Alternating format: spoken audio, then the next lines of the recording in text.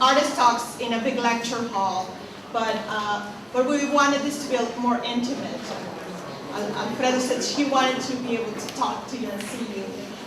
My name is Alessandra Moctezuma, and I'm the gallery director here at San Diego Mesa College, and I thank all of you for coming and joining us today to see the wonderful work of Alfredo Antognini and Tangoed Memories.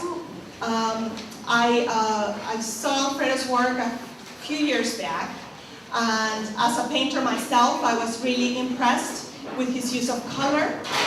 And I went to his house and studio and saw his works.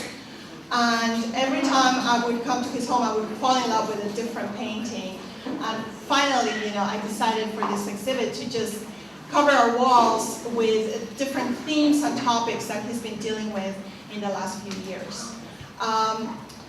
Alfredo I'll let him talk about himself and his life, but I just want to thank my museum studies students, because they're the ones that help us put together the exhibits.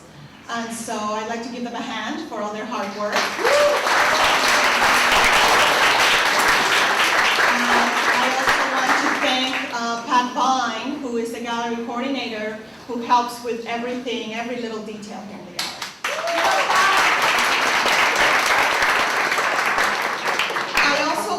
Everybody, new people who ventured out here to see Alfredo's work. And if you're interested in seeing some more of our shows, you can sign in our mailing list over here. You can leave either your email or your address, and we'll invite you. We do 6 different exhibits every year. And we invite a variety of artists, and we have student exhibits, so I hope you can join us. Well, I'd like to introduce Alfredo and let him talk to us about his work. Thank you so much,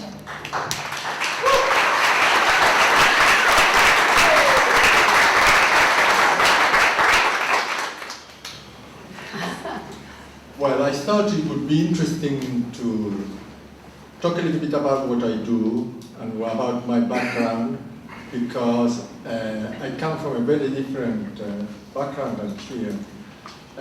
The thing is that whatever I may say is really not that important, because what is really important is the work itself. So there is no way. I had a teacher who would say, well, you can defend your work as much as you want, but at some moment the work will have to speak by itself, and that's it. I was born in Buenos Aires, and I always liked drawing and painting, but at the beginning I never thought I would be able to really study or devote myself to painting. So at the beginning we began going to philosophy. I decided I was interested in philosophy, and I think it was more because we have seen so many French movies, and French movies, all the characters at the time, I'm talking about or Abu de Souffle, what's the name, Out of Breath, where the characters, they were not philosophical particularly, but if you wanted to understand them, you have to think in terms of the existentialism of Jean-Paul Sartre and other kind of stuff, so we were that kind of absurdity. So I think we entered there, and of course it was extremely interesting because there was always a lot to talk about. You would find people interested in talking about the last novel, the last problem, the last political problem, but you also have to study and read everything that came to your hands, and I was not really much about that. So I finished the career, but at the time I was finishing, partly due to the influence of my wife, and I entered the School of Fine Arts.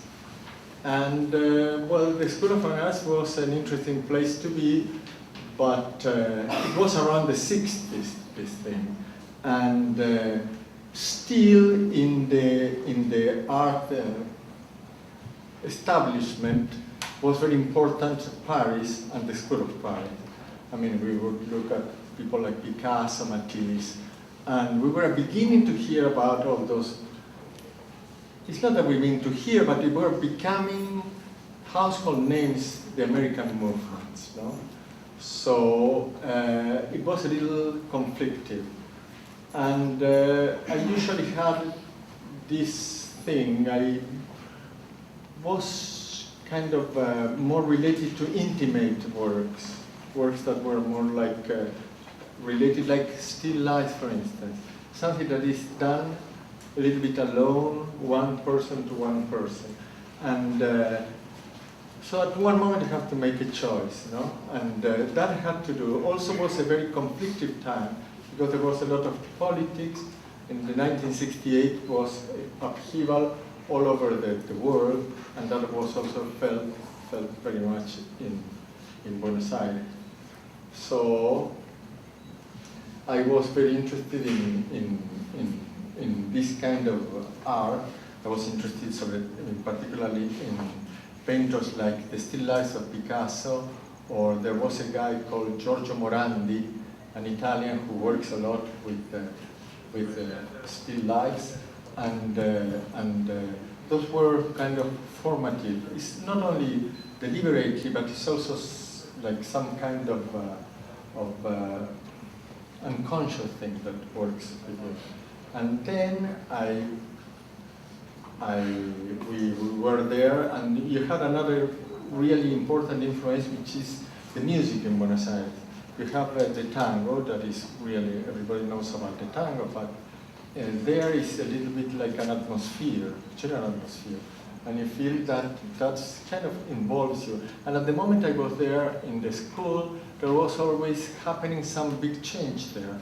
Tango was getting another way of expressing itself with the music of this Piazzolla. It was the first one that really had really important academic teaching with Nadia Boulanger, like the same teacher that was the teacher of Aaron Copland here. And the guy took this kind of music to a new level of expressivity. And I think all those things really helps you to configure certain sensitivity. And then I was working on the style, but in 1975 we left Buenos Aires and we came here via Mexico. We stayed 2 years in Mexico, and then we came here. And here was real another shock, because we had these beaches, those sun worshippers, and this weather in Buenos Aires. You have the seasons, and the seasons are very, very definite. Here is like summer all around the year almost, and we were really enjoying a lot these kind of things. And they also have to do with part of the works I do, that kind of influence of the landscape of California. And well, mostly that. Do you have any questions you would like to ask? I was wondering how many, when you're working, do you work with more than one painting at a time? Yes, I generally have 2 or 3 paintings going on. So I work, and the way you work, somehow when I work I can see the progress, and the progress on one let me check on the other. I see how far are they getting, and so I can compare and also keep the interest alive. And usually they are like about similar subjects, and sometimes it's like that way.